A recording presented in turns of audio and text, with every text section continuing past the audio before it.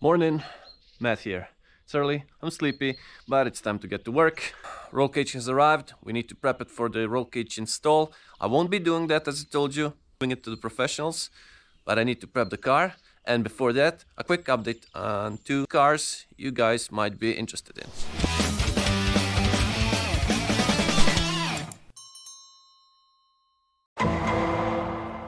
First off, my R50. Yes, this is still a thing. I love driving it. Well, let's say training in it. The thing with this car is, if you haven't noticed until now, this was supposed to be a rally car, but it didn't fit the class. Oh, it's locked. Why did I lock this car? It didn't fit the class, and at this point, it's going to be a track day car, but since we are focusing all the attention on the AX, it's halted at the moment. But this car, even with stock engine, with these brakes, you know, we have upgraded brakes and suspension, goes like crazy. It's a great car to drive, and I really hope to get it to be a track day car and enjoy it this year quite a bit. But more on that in later episodes, because as I said, AX and rally build is absolute priority.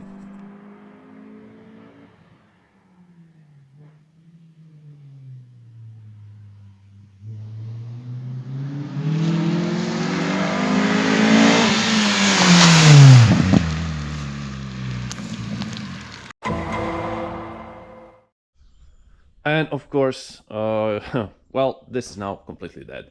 I told you about probably blowing up the head gasket. Well, we did change the water pump, coolant pump, gave it one final launch, and it was final in a way that on a 2 to 3 shift something snapped and the engine is now seized. Either engine or gearbox, something is completely seized, and I cannot even start this car. It's here, it will be worked on, but that's also pushed quite a bit aside because I don't have any cash to spend on this shit right now. And again, this is the priority. Oh, and this is for sure getting built. I still haven't shown you even how we installed these because they aren't installed yet, not completely. But yeah, this will be finished this summer for sure, at least the interior exterior, and then we'll play with the engine once I get some cash.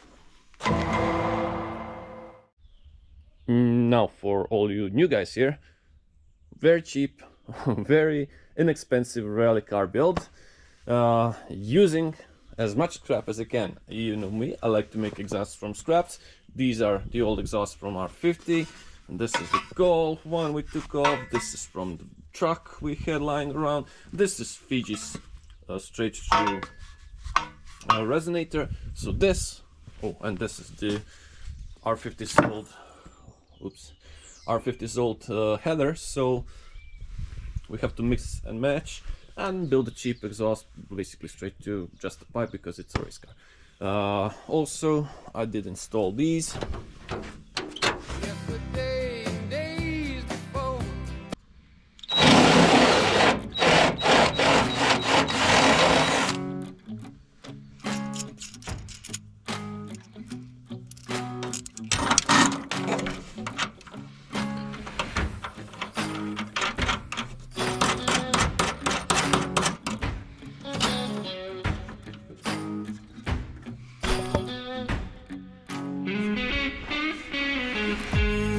About it.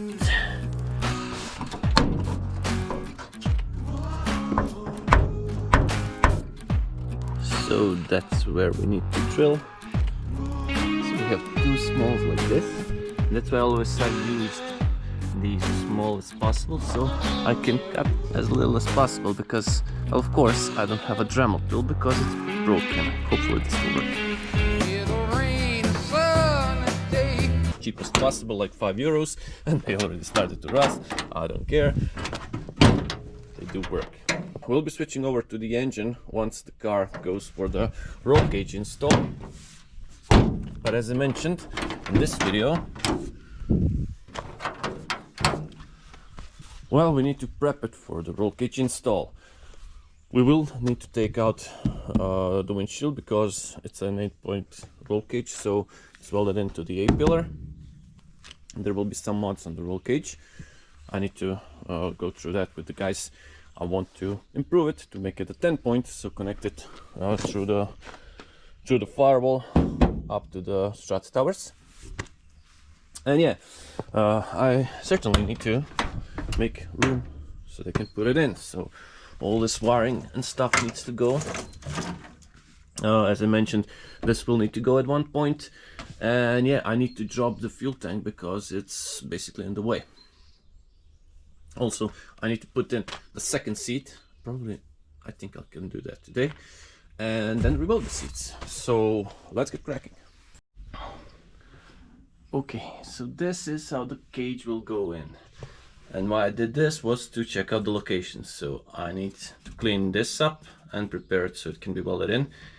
There are two plates. This one goes to the car, this one goes to the cage and then bolts in. But I think we'll have this welded together, but whatever. The main part is that I now know where these plates go.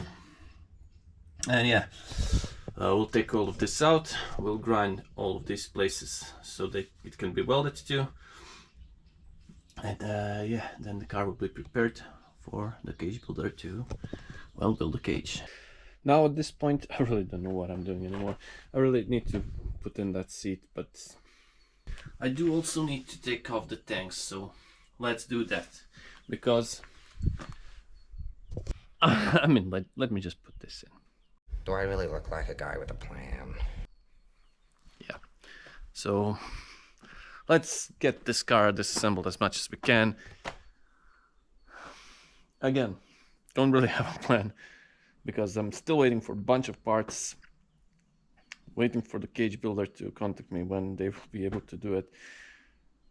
And we have to get this car finished, so let's just take it apart for now.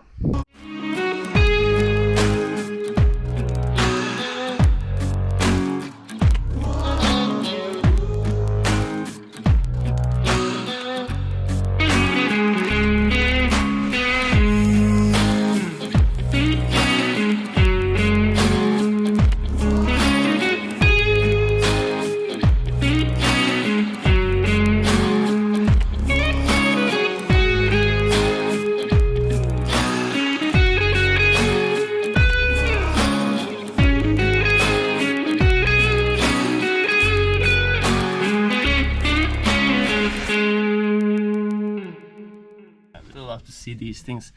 This car is actually very nice car.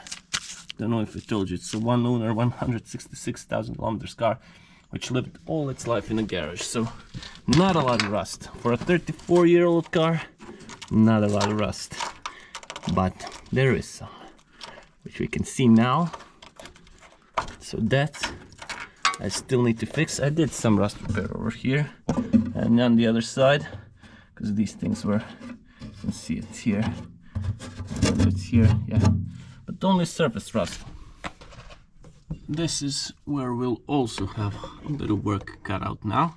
Need to do that. The other side is pretty good. So yeah, for a car this old, not bad at all. Alright, so I've washed the underside completely, so I need to wait for it to dry out before I can finish rust repairs. But this got me thinking, I need to take off the subframe, of course, as I mentioned, but I do still need to lower the rear end for 5 centimeters, and I guess it's time to learn how to do that on a Citroen AX, or I think 205, Saxo 106, 306, 206.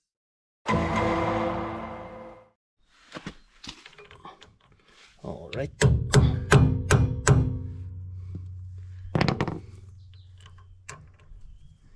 This is a bit shallow. It won't flip.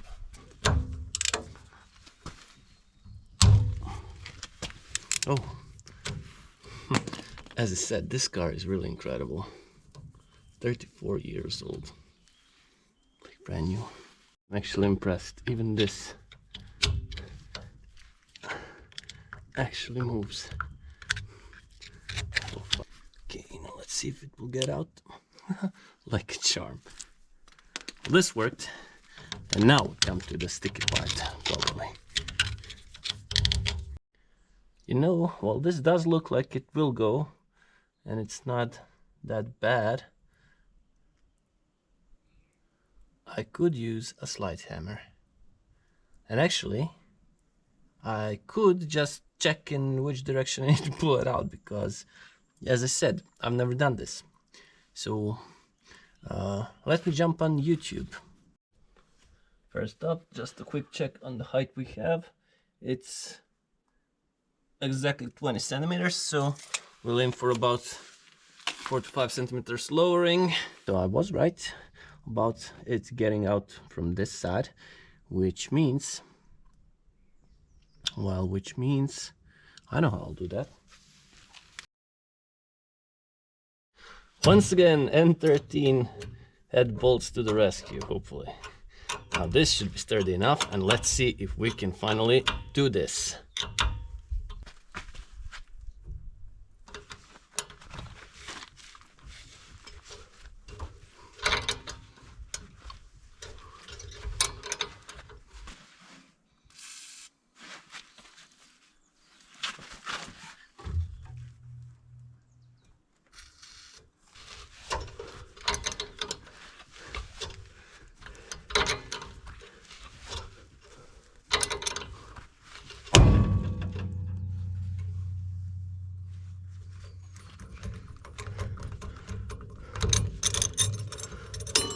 Well, something snapped. But what?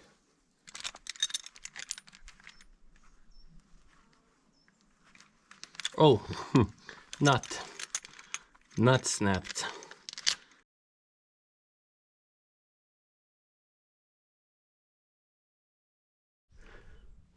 So as you can see, I had it smashed in now, and it looks like it should go easier now, because it didn't want to budge in, and then it just started to move easily. So hopefully this is now it.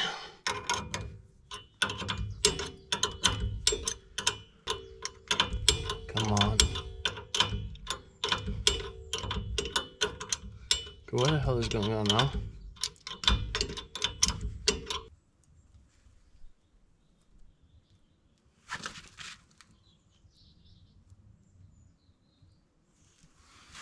You got to be kidding me. I guess something was stuck in there, and when I pushed it back in, it got clean, because now it's going like nobody's business. What the hell? Can you see this? I mean, I can literally do it with 2 fingers. Look at this. It's that easy. And I like broke a nut and a bolt and everything. I don't understand. Let me just take another look on the other side, because I don't know what's going on. Yeah, it's going on like nobody's business. What was going on? Why didn't it want to budge the first time? Easily. It's going out easily.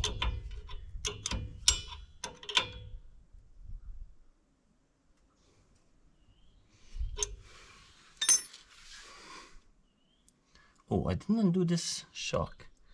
Huh. This is now what I need to measure. Moron. It says 23.5. Okay, let's pull it out completely and then, well, lift it up for like 5 centimeters. Oh yeah, on the other side you just need to undo the bolt. Thought maybe the washer was the problem, but it can't be, because it's holding it in on the other side. So, and yeah, looks like we're out, baby.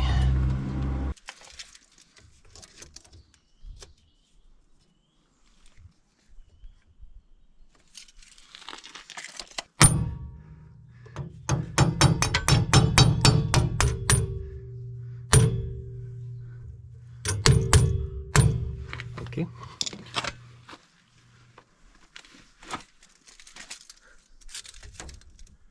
17.5, it's too much, it's too much.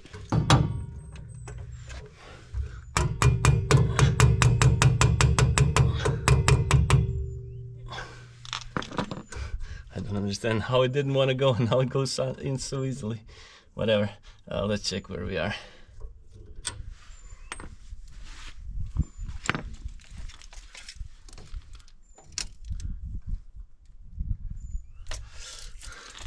We're at 20, and that's where it wants to live.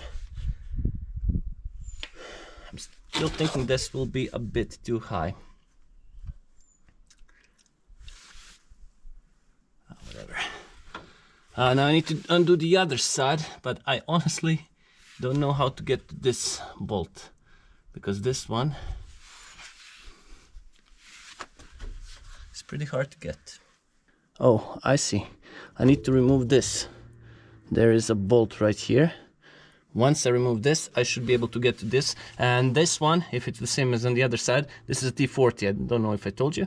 As I mentioned, on the other side, well, you don't need to pull this clip out, because you're pulling the torsion bar away from it. So you only need to remove the bolt, and that's it. So, well, let's try and remove the bolt. Yeah, and now it goes easily. As you can see, I've already taken out everything here, and again, this side is looking quite a bit rustier. I'm not sure it will go as easily as the other one did, but whatever. We have to try it. It's completely seized in here. I managed to knock out the arm out completely. I don't know what to tell you. This is not working. So yeah, let's put it back together now.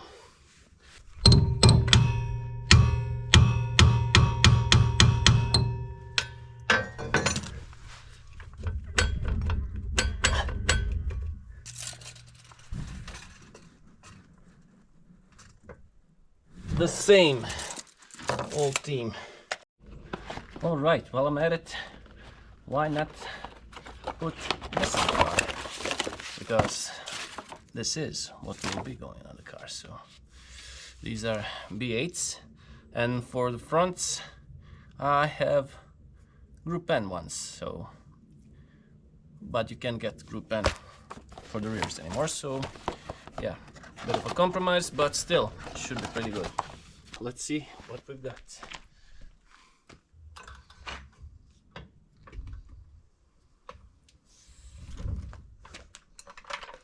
Not much, because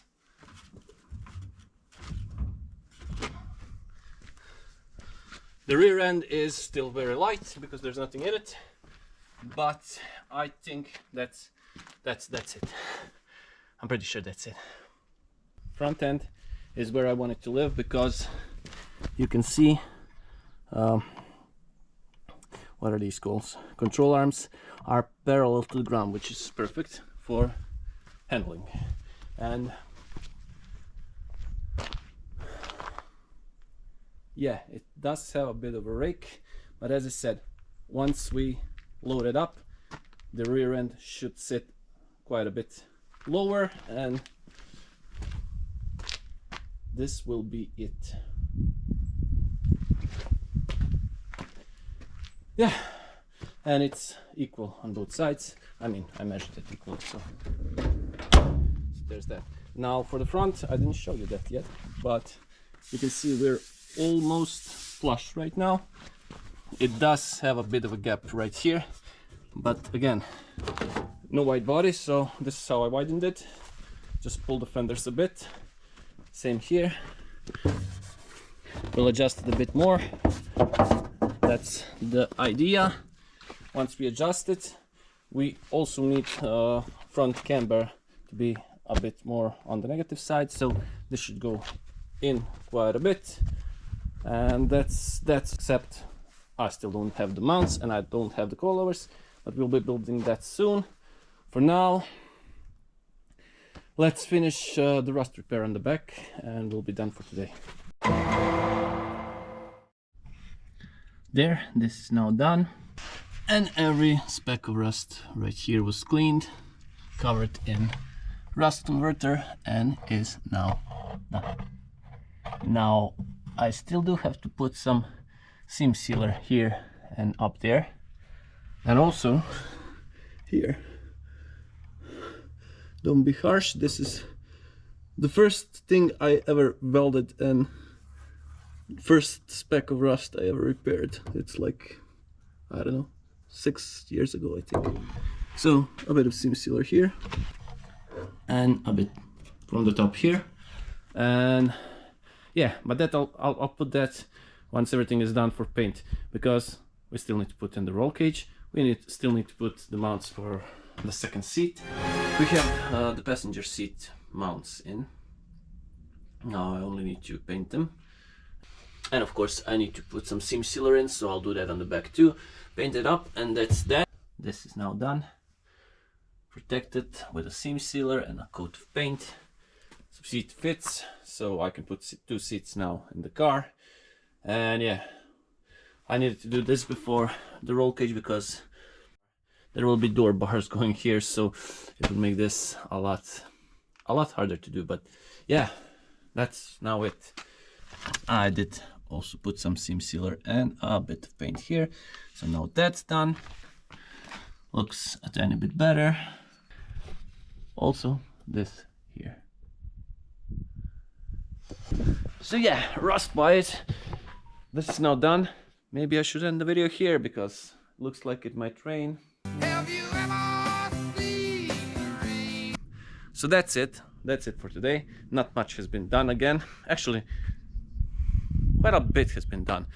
I'm doing as much as the weather permits, and it constantly rains, so every single hour I have that it's dry, I'm doing something. So there's that. And again, it doesn't really matter because I cannot do much more before we put the roll cage in. Anyways, hope you enjoyed this. If you did, give it a like, share, subscribe to see what happens with this car, and do we really go rallying at my age? Yeah, will it work? I don't know. For now, this is it, and as always, I really hope to see you in the next one. Bye.